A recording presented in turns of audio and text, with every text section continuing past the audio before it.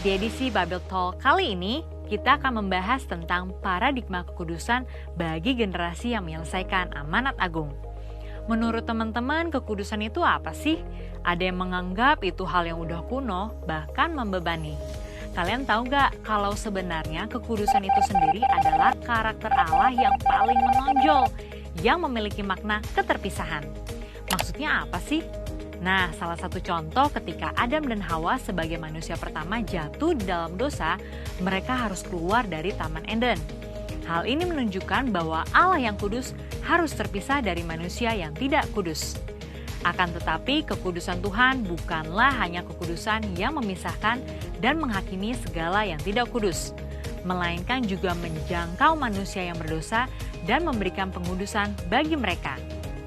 Maka, kita akan melihat ada 3 paradigma baru dalam kekudusan. Yang pertama, kekudusan sebagai hal yang indah dan didambakan. Kita tahu bahwa seluruh ciptaannya sungguh sangat baik. Dan kata baik juga mencakup segala pengertian seperti keindahan dan kedambaan.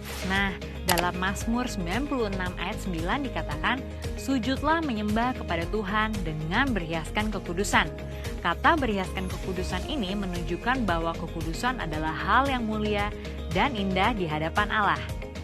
Teman-teman, kita sebagai manusia baru di dalam Kristus sudah seharusnya memandang semua hal yang berasal dari Tuhan adalah hal-hal yang kudus, hal yang baik, indah, menyenangkan, dan didambakan. Bukan yang harus diterima dengan berat hati. Pola pikir bahwa hal-hal yang tidak kudus membawa kenikmatan seharusnya kita tinggalin aja.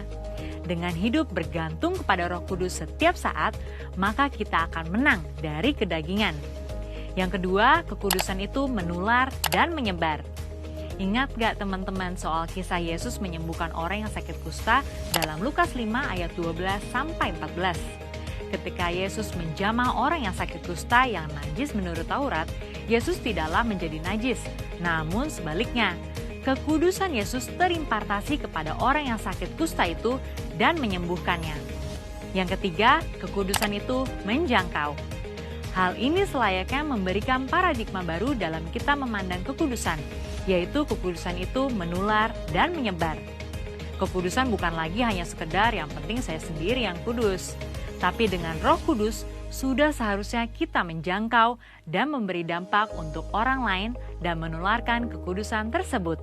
Gereja kita yang ada di Bandung memiliki kisah yang unik dalam perjalanan sejarahnya. Pada waktu itu, tahun 1992, tidak ada lagi gedung pertemuan umum yang bersedia untuk menyewakan tempatnya secara permanen.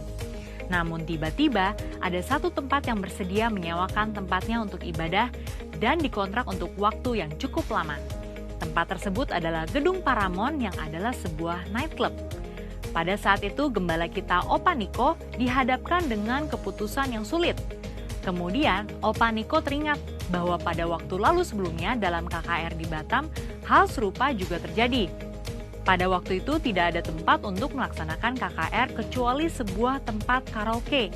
Akhirnya KKR tetap dilaksanakan di tempat karaoke tersebut disertai lawatan Tuhan yang luar biasa karena hadirat Tuhan tidak dibatasi oleh tempat atau apapun juga. Pada akhirnya Opa Niko menyetujui penggunaan Gedung Paramount untuk menjadi tempat ibadah minggu. Meskipun tempatnya aneh menurut manusia, tetapi hadirat Tuhan memenuhi tiap ruangan ibadah dan lawatannya pun terjadi setiap minggu.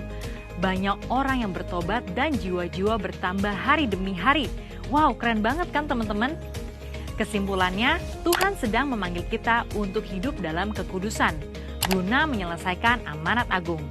Dalam Wahyu 22 ayat 11 dikatakan, barang siapa yang berbuat jahat, biarlah ia terus berbuat jahat. Barang siapa yang kudus, biarlah ia terus menguduskan dirinya. Mari kita terus mengerjakan dan menjalani kehidupan kita, bergerak dan menularkan kekudusan kemanapun kita pergi untuk menuai banyak jiwa. Tuhan Yesus memberkati teman-teman.